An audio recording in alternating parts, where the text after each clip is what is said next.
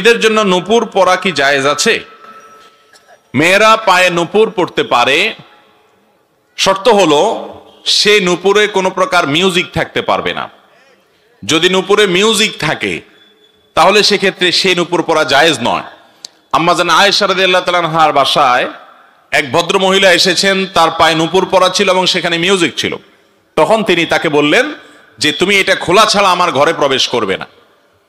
অতএব মিউজিকের যদি কোনো ব্যবহার থাকে কোনোভাবে তাহলে সেটা জায়েজ নয়। আর যদি মিউজিক না থাকে কিন্তু নূপুরের একটা আওয়াজ আছে, সে আওয়াজ এবং নূপুর পায়ে পরার পর যে পায়ের সৌন্দর্য, এটা পরপুরুষের সামনে যদি প্রকাশ না করেন কোনো মা কোনো বোন, তাহলে তার জন্য এটা জায়েজ আছে। যেমন তিনি তার বাসা বাড়িতে পরে থাকলেন, অথবা তিনি এটা পরার পর রাস্তাঘাটে এটা প্রদর্শন করে বেড়ালেন না, বরং তিনি এটা পরে তার স্বামীর সামনে তিনি গেলেন, মাহরামদের সামনে তিনি গেলেন, ঘরে বাড়িতে একান্তে তিনি পড়লেন, পরপুরুষের সামনে রাস্তাঘাটে এটা পরে প্রকাশ করে বেড়ালেন না।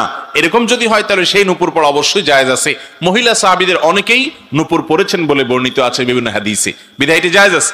আল্লাহ তাআলা কোরআনে কারীমে বলেছেন, ওয়ালা ইয়াদরিবুনা বিআরজুলিহিন্না লিয়ালামা মা ইউখফিনা মিন জিনাতিহিন্না, নারীরা যেন তাদের রাস্তাঘাটে যখন তারা বের হবে তখন যেন তাদের পা গুলাকে জোরে জোরে আঘাত করে করে না চলে।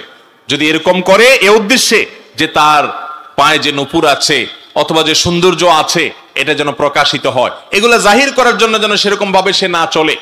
অনেক সময় দেখবেন যে হাই হিল জুতা পরে মেয়েরা চলাফেরা করে, এগুলোর উদ্দেশ্য যদি থাকে যে হাই হিল জুতা পরে তার শরীরের সৌন্দর্যকে সে প্রকাশ করতে চায়, অঙ্গ প্রত্যঙ্গকে ফুটিয়ে তুলতে চায়, মানুষের দৃষ্টিকে আকৃষ্ট করতে চায়, আওয়াজ করে করে হাঁটে মানুষের দৃষ্টিকে কাড়ার জন্য, আকৃষ্ট করার জন্য, তো কোরআনে কারিমে আল্লাহ তাআলা সেটি নিষেধ করেছেন।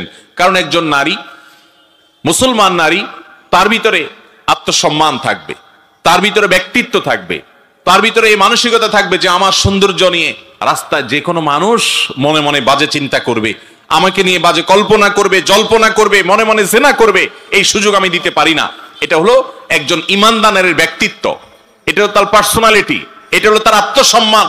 আর যার মধ্যে আত্মসম্মান নাই সে তার রূপ তার সৌন্দর্যকে রাস্তাঘাটে বিলিয়ে বেড়াবে, ফেসবুকে বিলিয়ে বেড়াবে, ইউটিউবে বিলিয়ে বেড়াবে, এটা দেখে কত সহস্র মানুষ তাকে মনে মনে জেনা করবে, মনে মনে জল্পনা কল্পনায় তাকে খারাপ ভাবে চিন্তা করবে। এটা একজন অমুসলিম বা একজন ফাসেক মানুষ করতে পারে যার ভিতরে আত্মসম্মান আছে, আত্মমর্যাদা আছে, তিনি কখনো তাকে নিয়ে বাজে চিন্তা করার পথ সুগম করে দিতে পারেন না। এজন্য একজন নারী সবসময় তার এই সৌন্দর্যকে পরপুরুষের সামনে, রাস্তাঘাটে মানুষের সামনে প্রকাশ করে বেড়াবেন না। কারণ এগুলো প্রকাশ হলে কি হবে সেটা আমাদের সবার কাছে জানা। যদি কেউ বলে না তার সৌন্দর্য সে প্রকাশ করবে, কারোর মনে খারাপ হলে তার দোষ, সে নিজের মন নিয়ন্ত্রণ করুক, তাহলে বলতে হবে যে আল্লাহ রাব্বুল আলামিন মানুষকে সৃষ্টি করেছেন যে পুরুষ নারীর প্রতি, নারী পুরুষের প্রতি একে অন্যের প্রতি আকৃষ্ট হয়। অতএব এখানে আকর্ষণের সমস্ত পথ খোলা রেখে যদি বলা হয় না তোমার মনটাকে সোজা করো, মনটাকে ভালো করো, এটা পৃথিবীর সবচাইতে অযৌক্তিক কাজগুলোর একটা। দুনিয়াতে কোনোদিন এটা সম্ভব হবে। তথাকথিত পশ্চিমা দুনিয়ার দেশগুলোতে দেখেন, সেখানে নারীরা অনেক খোলামেলা, অনেক অশ্লীল পোশাক আশাক পরে চলাফেরা করে। সেখানকার পুরুষদের মন, তারা অনেক শিক্ষিত, তথাকথিত সভ্য, তারা আমাদেরকে অনেক সভ্যতার সবক শিখায়। তাদের দেশে নারীদের প্রতি পাশবিক নির্যাতন হয় নাকি হয় না? বরং পৃথিবীর অন্য অনেক দেশের চাইতে বেশি হয়। ভাইরা আমার, এই কারণে আল্লাহর দেওয়া সিস্টেম এবং বিধানের বাইরে মানব জাতির কল্যাণ কখনো নিহিত থাকতে পারে না। এই জন্য একজন নারী তিনি নূপুর অবশ্যই পড়তে পারেন, কিন্তু সে নূপুরে যেমন মিউজিক থাকতে পারবে না, তেমন সেটা রাস্তাঘাটে পরপুরুষের সামনে দেখিয়ে বেড়ার মানসিকতা থাকবে না।